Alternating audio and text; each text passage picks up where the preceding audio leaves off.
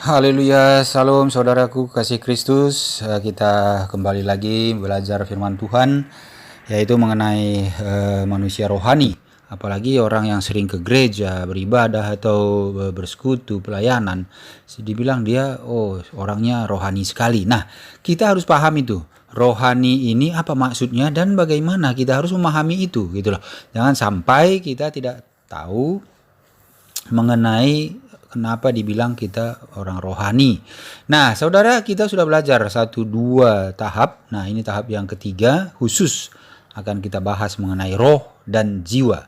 Kan kemarin udah kita tahu manusia itu ada terdiri dari roh, jiwa, dan tubuh. Nah, saat ini kita akan bahas mengenai roh dan jiwa. Jadi mengetahui bahwa diri kita ini mempunyai satu roh, yaitu adalah perkara yang paling penting bagi orang Kristen. Supaya kita tahu bahwa apa fungsi roh ini dan bagaimana kita dibilang punya roh dan bagaimana roh itu bekerja. Nah, sebab sebentar lagi kita akan melihat bahwa segala persekutuan antara Allah dengan manusia itu terjadi di dalam roh. Ya, jika seorang Kristen tidak tahu apa yang dimaksud dengan rohnya sendiri, roh manusia, ya berarti ia pun tidak tahu bagaimana bersekutu dengan Allah di dalam roh. Bahkan akan keliru nanti, ya. Kenapa? Ya ini menggantikan pekerjaan roh dengan pikiran. Nah, jadi malah pekerjaan roh itu nanti malah digantikan dengan pekerjaan pikiran atau emosi yang berasal dari jiwa. Ya, sehingga ia selalu menjadi orang yang bukan rohani lagi, berarti orang jiwani. Nah, kenapa? Karena tidak dapat mencapai dunia rohaninya. Saudara sekalian, kita lihat di 1 Korintus 2 ayat 11 bagaimana dikatakan mengenai roh ini. Jadi manusia rohani tentu yaitu yang berhubungan semua dengan roh. Kenapa orang Kristen dibilang rohani? Ya karena kita hidup harusnya menurut roh, bukan menurut daging. Nah, makanya dibilang manusia orang Kristen itu adalah orang yang rohani. 1 Korintus 2 ayat 11 dikatakan begini. Siapa gerangan di antara manusia yang tahu apa yang terdapat di dalam diri manusia selain roh manusia sendiri yang ada di dalam dia? Demikian pula lah tidak ada orang yang tahu apa yang terdapat di dalam diri Allah selain roh Allah. Nah, jadi ini salah satu menandakan bahwa manusia itu terdiri atas roh, jiwa, dan tubuh. Maaf, tidak ada satupun manusia yang tahu apa yang terdapat dalam diri manusia itu kecuali kalau dengan rohnya. Jadi sebenarnya kita bisa memahami diri kita seutuhnya itu berdasarkan roh. Inilah salah satu ayat yang menyatakan bahwa manusia itu terdiri dari roh. Yang kedua ya di 1 Korintus 5 ayat 4 juga mengatakan bahwa manusia itu dari roh. 1 Korintus 5 ayat 4, bila mana kita berkumpul dalam roh, kamu bersama-sama dengan aku, dengan kuasa Yesus Tuhan kita. Nah, kita juga harus berkumpul dalam roh supaya bisa bersekutu dengan Yesus Kristus. Nah, ini dikatakan juga di Korintus 1 Korintus 5 ayat 4 ini. Ini menyatakan bahwa manusia itu terdiri dari roh. Banyak ayat-ayat Alkitab yang nanti kita bisa lihat bahwa di situ dikatakan manusia itu terdiri dari roh. Roma 8 ayat 16. Supaya saudara nanti tahu bagaimana membandingkan roh ini dengan jiwa. Nah, Roma 8 ayat 16 dikatakan gini. Roh itu bersaksi bersama-sama dengan roh kita bahwa kita adalah anak-anak Allah. Jadi dikatakan di sini roh itu bersaksi, maksudnya Roh Kudus ya. Roh Allah itu akan bersaksi bersama-sama dengan roh manusia. Jadi beda Roh Kudus dengan roh manusia. Roh Allah dengan roh manusia itu beda. Nah, di sini ini mengenai bagaimana hidup oleh roh. Hal lain 1 Korintus 14 ayat 14. Ini banyak ayat yang di Alkitab ini kita tahu itu mengenai manusia itu dari roh. 1 Korintus 4 ya 14, 1 Korintus 14 ayat 14 kita lihat bagaimana Alkitab mengatakan, sebab jika aku berdoa dengan bahasa roh, maka rohkulah yang berdoa, tetapi akal budiku tidak turut berdoa. Nah, jadi di sini juga dikatakan bahwa kita itu bisa itu bersekutu dengan Tuhan karena roh kita lah yang berhubungan, bukan akal budi kita. Nah, ini 1 Korintus 14 ayat 14 tadi. Jadi ayat-ayat ini tadi semua, saudaraku semua, ya, ayat ini cukup membuktikan kepada kita bahwa sebagai manusia kita memiliki satu roh manusia. Roh ini bukan jiwa ya, juga bukan Roh Kudus. Nah, melainkan roh yang dengannya melalui roh ini kita bisa menyembah. Makanya kalau di firman Tuhan ada yang dikatakan di Yohanes 4 ayat 24 ya, Yohanes 4 ayat 24 dikatakan kalau kamu menyembah, menyembahlah dalam roh. Saya bacakan buat Anda Yohanes 4 ayat 24. Dikatakan begini, Allah itu roh, dan barang siapa menyembah Dia harus menyembahnya dalam roh dan kebenaran. Nah, jadi jelas ya, Allah juga menghendaki kita menyembah dalam roh dan kebenaran. Artinya roh kita lah yang menyembah. Makanya banyak orang Kristen ini yang kalau hanya sebatas gereja-gereja mengikuti kebaktian sebagai kewajiban, sebagai rutinitas untuk dikatakan menjadi orang Kristen, ini berbahaya, saudara. Jadi tidak pernah akan bisa bersekutu dengan Tuhan kalau hanya sebatas rutinitas. Nah, berdasarkan ajaran Alkitab ini, ya, maupun berdasarkan atas pengalaman orang Kristen ya, roh manusia itu terbagi dalam 3 bagian. Ini kemarin udah sempat saya bahas sebentar. Ya, 3 bagian itu atau 3 fungsi utama. Yaitu apa? Pertama, roh manusia itu terdiri di dalamnya itu ada hati nurani. Yang kedua, intuisi. Ya, intuisi atau perasaan langsung. Kamus Besar Bahasa Indonesia, intuisi ini artinya suatu kemampuan memahami sesuatu tanpa melalui penalaran rasional dan intelektualitas.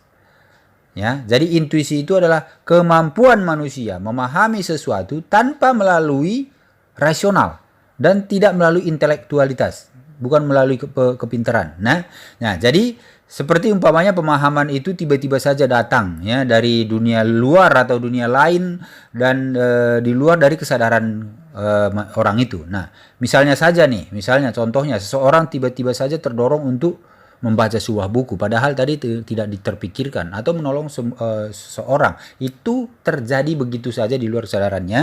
Nah, itulah intuisi namanya. Nah, jadi di dalam roh tadi ada 1, hati nurani, kedua intuisi, ketiga persekutuan atau komunikasi. Kalau di dalam komunikasi dengan Allah ini berarti persekutuan dengan Allah, yaitu penyembahan. Nah, penyembahan inilah 3 hal dalam roh manusia. Kalau hati nurani ini yaitu organ yang membedakan, saudara, membedakan baik dan benar, ya salah atau enggak gitu. Dia tidak bersandar pada pengaruh pengetahuan atau pikiran. Ya, melainkan hati nurani itu satu keputusan yang timbul secara alami dan spontan. Nah, seringkali sekalipun perkara-perkara tertentu telah diterima oleh akal nih ya, ada perkara masalah yang diterima oleh akal, namun hati nurani tetap menyatakan keputusannya sendiri. Dalam hati nurani kita kadang masih ada pendapat sendiri atau ada yang timbul sendiri, sehingga itu beda dengan pemikiran kadang. Nah, fungsi hati nurani ini dia bisa bekerja secara sendiri, berdiri sendiri, langsung tanpa terpengaruh oleh pendapat-pendapat atau opini-opini dari pihak luar. Nah, jadi bila seseorang berbuat salah umpamanya ya, boleh saja pikirannya itu atau perkataan dia berbohong atau bagaimana, tetapi hati nuraninya itu akan mengeluarkan suara tuduhan kepadanya kalau dia berbohong. Nah, mungkin saudara pernah merasakan, apalagi kalau orang pedagang ya, pedagang banyak itu, kalau pedagang itu bilang, oh kalau ada orang yang datang membeli barangnya, ya dia mungkin menawar barang itu sampai yang si pedagang bilang, oh ya saya beli aja modalnya nggak sampai segitu Pak Bu. Ya mungkin ditawar, katakanlah barangnya itu harganya 100.000, terus orangnya nawar ya 80.000 gitu ya. Nah, pedagang bilang, saya beli aja lebih mahal dari 80.000. Padahal sebenarnya di dalam hati nuraninya dia tahu kalau dia beli itu, bahwa pedagang itu membeli yang dia jual itu mungkin di bawah harga 80.000 sesuai yang tadi ditawar orang itu mungkin. Nah, tapi dia mengatakan ya dengan pikiran dia. Nah, makanya hati nurani nggak bisa berbohong. Jadi kita juga nanti dihakimi itu melalui hati nurani kita. Nah, jadi itu saudara, supaya kita tahu hati nurani, ya, intuisi dan penyembahan inilah ada di dalam roh kita. Dia disebut intuisi, kenapa? Karena perasaannya adalah perasaan langsung. Langsung itu tanpa bersandar pada apapun, ya. Tidak pada pikiran, tidak pada tubuh. Ya, jadi perasaan-perasaan dalam batin kita yang terbit di luar pikiran atau di luar emosi, di luar tekad, itu berasal dari intuisi, saudara. Mungkin bisa dirasakan. Ya, Nah, dengan intuisi ini seseorang dapat mengetahui suatu perkara dengan sesungguhnya, sedangkan pikiran hanya sekedar memberi pengertiannya saja. Ya, perkara itu bisa kita tahu, itu intuisi, itu namanya intuisi. Kalau bahasa Alkitab suka dibilang hikmat. Nah, pengetahuan orang Kristen terhadap wahyu Allah ini, ya, terhadap wahyu Allah atau pekerjaan Roh Kudus, itu semua berasal dari intuisi. Nah, itu yang bilang tadi hikmat. Jadi bisikan hati nurani dan petunjuk dari intuisi inilah yang seharusnya ditaati oleh orang Kristen. Makanya kalau kita hidup, makanya dibilang orang Kristen, orang rohani, karena hidupnya seturut dengan kehendak roh. Jadi kehendak roh tadi, kehendak hati nurani, kehendak intuisi, kehendak penyembahan. Nah, jadi persekutuan, ya kalau hal yang ketiga tadi mengenai roh itu mengenai persekutuan. Persekutuan ini berarti penyembahan kepada Allah. Jadi pikirannya, emosi dan tekad itu atau kehendak itu tidak dapat menyembah Allah. Sebab apa? Semua itu terletak pada jiwa, bukan pada roh. Jadi kalau kita menyembah harus menyembah dalam roh. Kalau dalam jiwa itu tidak akan bisa sampai kepada Allah atau tidak akan seturut dengan kehendak Allah. Allah tidak didapatkan dalam pikiran atau emosi atau kehendak manusia. Makanya orang kalau menangis, menyembah Tuhan lagi menangis, itu harus dicek dulu. Dia menangis karena terharu, dia menangis karena apa, atau karena memang rohnya yang memerintahkan kepada jiwa untuk menangis. Ya, karena ini dari dalam jiwa emosi ini, ya, emosi untuk menangis, emosi untuk tertawa gitu ya. Nah, jadi Allah hanya dapat diketahui ya secara langsung di dalam roh. Ingat, itu hanya roh. Makanya kalau orang Kristen tidak ada Roh Kudus, ya rohnya akan mati atau rohnya tidak akan bisa bertumbuh sehingga dia tidak akan pernah mengalami Tuhan. Jadi penyembahan manusia kepada Allah, ya persekutuan antara Allah dengan manusia itu semua terjadi secara langsung di dalam roh, yakni di dalam manusia batin kita, bukan di dalam jiwa atau dalam manusia lahiriah atau dalam jasmani tubuh, bukan. Ya.